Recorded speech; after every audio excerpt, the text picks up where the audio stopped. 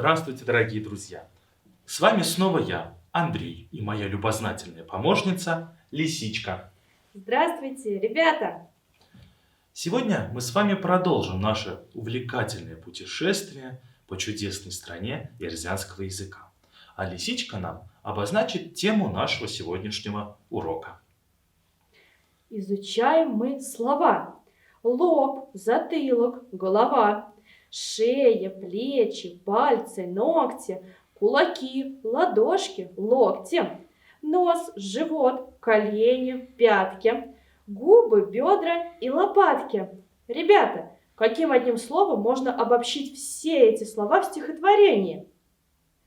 Правильно, ребята, словом «тело», по-эрзянски «рунго». Друзья, сегодня, как вы уже поняли, мы поговорим о строении человека и познакомимся с эрзянскими словами, которые называют части тела. Ушотану, Ялга. Начнем, друзья. Каждый человек уникален по складу личности, внешности, пропорциям тела, манере двигаться. Однако, ребята, при множестве индивидуальных особенностей у всех людей тела устроены одинаково. Если мы посмотрим друг на друга, то увидим, из каких частей состоит человек. Назовем их по-эрзянски, Лисичка.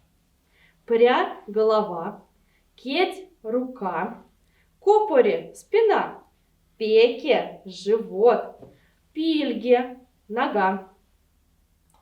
Понятие части тела человека рунгонь пелькст включает в себя много органов. На голове у нас, например, расположены глаза, рот, нос, лоб и уши, волосы, а голову с туловищем соединяет шея. Как они будут звучать по-эрзянски? Пря – голова, кильга – шея, коня – лоб, пиле – ухо, сельме – глаз, судо – нос, черь – волос, черть – волосы. Правильно. А как будет звучать на эрзянском языке лицо? Чама. Правильно, ребята, чама. Когда мы разговариваем с родными людьми или друзьями, мы в первую очередь обращаем внимание на выражение их лица, на улыбку, на глаза, форму бровей. В эрзянском языке они называются так.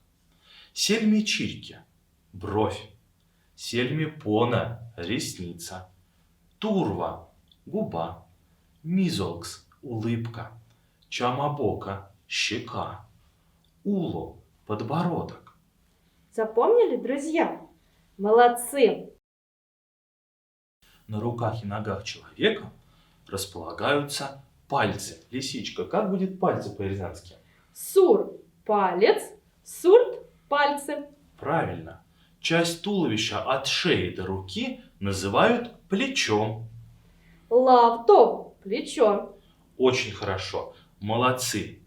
Ребята, как быстро пролетело время. Мы и не заметили, как наша встреча подошла к концу. Окончен урок и выполнен план. Спасибо ребятам огромное вам за то, что упорно и дружно трудились. И знания точно уж вам пригодились. Мы надеемся, что вы сегодня узнали очень много новых слов, и вам было очень интересно. Ні мазанок. До встречи! Вастомазанок, Вечкевикс, Ялга. До свидания, дорогие друзья. Хто не мазині у Марічу, хто